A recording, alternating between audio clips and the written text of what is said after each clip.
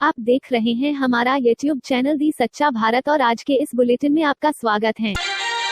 जिले के देसूरी थाने के कांस्टेबल व सांडेराव थाना प्रभारी धोलाराम पर नाकाबंदी के दौरान फायर करने वाले तस्कर जामाराम और जगदीश देवासी को बाड़मेर पुलिस ने गिरफ्तार कर लिया है। बाड़मेर पुलिस की ओर से कार्रवाई करते हुए मूलजी की ढाणी पचपदरा में घेराबंदी की गई थी, जहां से इन दो तस्करों को गिरफ्तार किया गया। इन तस्करों के पास से 4.70 क्विंटल अवैध डोडा पोस्ट भी बरामद किया गया है। पुलिस द्वारा गिरफ्तार करने के दौरान भी इन दोनों ही तस्करों ने पुलिस पर फायरिंग की, लेकिन पुलिस ने इन दोनों को दबोच लिया। पाली में जामाराम और जगदीश देवासी पर 2 थानों में फायरिंग के मामले चल रहे हैं। इसके चलते सबसे पहले सोमवार को देसूरी थाना पुलिस इस आरोपी को प्रोटेक्शन वारंट पर देसूरी लेकर आएगी और उसके बाद सांडेराव पुलिस इस तस्कर को प्रोटेक्शन वारंट पर सांडेराव थाने लेकर जाएगी। आज की लेटेस्ट न्यूज अपडेट्स में जानेंगे, नेताजी की जयंती पर ममता मोदी दिखे साथ पर नहीं हुई बात। टाटा मोटर्स ने गाड़ियों की कीमत 26,000 रुपए तक बढ़ाई। आनंद महिंद्रा 6 भारतीय युवा क्रिकेटर्स को इनाम में दे रहे हैं Thar SUV. Sonu Sood blood stem cell donate करने के लिए लोगों को करेंगे जागरूक और ऐसी तमाम बड़ी खबरों पर डालेंगे नजर। तो चलिए फटाफट शुरुआत करते हैं। बीजेपी द्वारा पराक्रम और टीएमसी द्वारा देश नायक दिवस रूप में मनाई जा रही नेताजी सुभाष चंद्र बोस की 125वीं जयंती पर प्रधानमंत्री नरेंद्र मोदी शनिवार को पश्चिम बंगाल पहुंचे। उन्होंने कोलकाता के विक्टोरिया मेमोरियल में नेताजी की स्मृति में सिक्का और डाक टिकट जारी किया। अपने संबोधन में मोदी ने कहा कि देश के लिए अपना जीवन लगा देने वाले नेताजी आज होते ही तो यह देखकर गर्व करते कि भारत महामारी में दूसरों की मदद कर रहा है। इस कार्यक्रम में पश्चिम बंगाल की मुख्यमंत्री ममता बनर्जी भी मोदी के साथ थी। हालांकि दोनों में एक शब्द भी बातचीत नहीं हुई। कार्यक्रम के दौरान जब ममता मंच पर बोलने आई तो लोग जय श्री राम के नारे लगाने लगे। इससे ममता नाराज हो गईं और बिना भाषण दिए ही मंच छोड़ दिया। कहा, किसी को बुलाकर इस तरह बेइज्जत करना शोभा नहीं देता। देश भर में 23 जनवरी शाम 6 बजे तक वैक्सीनेशन के 27,776 सेशन हो चुके हैं। इनमें 15,37,190 लोगों को वैक्सीन लगाई जा चुकी है। इनमें से 6 लोगों की मौत हुई है। बीते 24 घंटे में एक महिला की मौत गुड़गांव में हुई। हालांकि सरकार का कहना है कि इन मौतों से वैक्सीन का कोई सीधा संबंध नहीं है। शनिवार को भारत में 14,180 नए संक्रमित मिले, जबकि 14,675 लोग ठीक हुए और 144 लोगों की मौत हुई। दुनिया की बात करें तो दुनिया में कोरोना मरीजों का आंकड़ा 9,87,00,000 को पार कर गया है। संक्रमण से अब तक 21,14,000 से अधिक लोगों की मौत हो चुकी है। हांगकांग में कोरोना के बढ़ते मामलों को देखते हुए पहली बार लॉकडाउन लगा दिया गया है। फ्रांस में संक्रमितों की संख्या शुक्रवार रात 30 लाख से अधिक हो गई। यहाँ हर दिन औसतन 20,000 नए मामले सामने आ रहे हैं। अमेरिका के राष्ट्रपति जो बाइडेन ने आशंका जताई है कि देश में मौतों का आंकड़ा 6 लाख के पार जा सकता है। प्रधानमंत्री नरेंद्र मोदी शनिवार को असम पहुंचे। यहाँ के शिवसागर जिले में उन्होंने 1 लाख से ज्यादा लोगों को जमीन का पट्टा देने की शुरुआत की।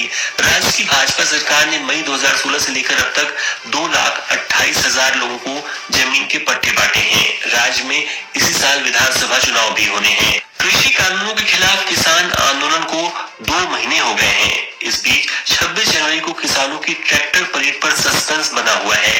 किसान नेताओं ने शनिवार को दावा किया कि पुलिस ने दिल्ली में ट्रैक्टर परेड निकालने की मंजूरी दे दी है। हालांकि पुलिस का कहना है कि बातचीत आखिरी दौर में है। जब किसान हमें ट्रैक्टर परेड का रूप लिखित में दे देंगे तब फैसला लेंगे। केंद्रीय गृह मंत्री अमित शाह ने शनिवार को गुवाहाटी में केंद्रीय सशस्त्र पुलिस बलों सीएपीएफ के लिए आयुष्मान सीएपीएफ योजना की शुरुआत की। अब उन्हें केंद्रीय स्वास्थ्य बीमा कार्यक्रम के लाभ मिल सकेंगे। इस योजना के जरिए केंद्रीय सशस्त्र बलों के करीब 10 लाख जवान देश भर के 24,000 अस्पतालों में मुफ्त इलाज करा सकेंगे। उनके 50 लाख परिजनों को भी इसका लाभ मिलेगा। कांग्रेस नेता राहुल गांधी ने तमिलनाडु में होने वाले विधानसभा चुनाव के लिए प्रचार अभियान की शुरुआत शनिवार को की। तिरुपुर में जनता को संबोधित करते हुए राहुल ने कहा कि आरएसएस में शुरुआत से ही महिलाओं से भेदभाव होता रहा है। दुर्भाग्य से देश को कंट्रोल करने वाला यह संगठन फासिस्ट है, पुरुषवादी है। उन्होंने कहा, नरेंद्र मोदी एक एक कर हर उस चीज को बेच रहे हैं जो देश की जनता से जुड़ी है। उन्होंने सत्ता में आने पर जीएसटी में बदलाव करने की भी बात की। किसान आंदोलन के समर्थन में शनिवार को भोपाल में कांग्रेस ने प्रदर्शन किया। प्रदेश कांग्रेस अध्यक्ष कमलनाथ की अगुवाई में कार्यकर्ता भोपाल के जवाहर चौक पर जुटे। उन्हें राजभवन तक मार्च निकालना था। रोशनपुरा के पास ही कांग्रेसियों को रोक लिया गया। पुलिस ने लाठियाबाजी और वाटर कैनन भी चलाई। पूर्व मुख्यमंत्री दिग्विजय सिंह, उनके बेटे जयवर्धन समेत 106 नेताओं और कार्यकर्ताओं को गिरफ्तार किया गया। राजद प्रमुख लालू यादव की तबीयत बिगड़ गई है। डॉक्टरों के मुताबिक उन्हें निमोनिया है और सांस लेने में परेशानी हो रही है। उनकी हालत को देखते हुए मेडिकल टीम ने उन्हें विशेष विमान के जरिए दिल्ली एम्स शिफ्ट कर दिया है। ट्रेनों में अब फिर से यात्रियों को खाना मिल सकेगा। रेलवे यात्रियों के लिए ई कैटरिंग की सुविधा फरवरी से फिर से शुरू करने जा रहा है। रेलवे मिनिस्ट्री ने इसके लिए IRCTC को अनुमति दे दी है। लिहाजा ट्रेनों में सफर के दौरान यात्रियों को ऑर्डर बुक करने पर खाना मिलेगा। हालांकि इसकी शुरुआत देश के कुछ चुनिंदा रेलवे स्टेशन से हो रही है। राजधानी एक बार फिर शीतलहर की चपेट में आ गई है। हालांकि दिन में निकली हल्की धूप ने लोगों को सर्दी से थोड़ी राहत दिलवाई। मौसम विभाग के अनुसार 25 जनवरी को एक बार फिर जबरदस्त ठंड शुरू हो सकती है। यानी इस बार जनवरी के अंत तक कड़ाके की ठंड लोगों को दिल्ली में सताने वाली है। शुक्रवार को दिल्ली का अधिकतम तापमान 18.6 डिग्री रहा। यह सामान्य से 3 डिग्री कम है। वहीं न्यूनतम तापमान भी 4.2 डिग्री पर सिमट गया। यह भी सामान्य से 3 डिग्री कम है। जनरल लॉयड जे ऑस्टिन को अमेरिकी रक्षा मुख्यालय पेंटागन का प्रमुख बनाया गया है। ऑस्टिन देश के पहले अश्वेत रक्षा मंत्री होंगे। जनरल ऑस्टिन बाइडेन के दिवंगत बेटे कैप्टन बीयू बाइडेन के साथ इराक में भी काम कर चुके हैं। अब सुनते हैं बिजनेस वर्ल्ड की लेटेस्ट न्यूज। वित्त मंत्री निर्मला सीतारमण 1 फरवरी 2021 को बजट पेश करने वाली हैं। इस बीच शनिवार को वित्त मंत्री ने केंद्रीय बजट मोबाइल ऐप लॉन्च किया। इस ऐप पर बजट से जुड़ी सारी जानकारी उपलब्ध होगी। लोकसभा राज्यसभा के सांसदों के साथ आम लोग भी इस ऐप का इस्तेमाल कर सकेंगे।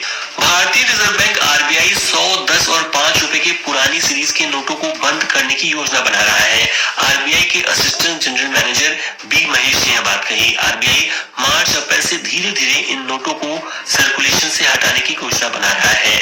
ब्रिटेन के चांसलर ऋषि सनक की पत्नी और इन्फोसिस के को फाउंडर नारायण मूर्ति की बेटी अक्षता मूर्ति एक रेस्टोरेंट कारोबार में हिस्सेदार हैं। वे मॉरिशस जैसे टैक्स हेवन में एक लेटर बॉक्स कंपनी के माध्यम से निवेश कर रही हैं।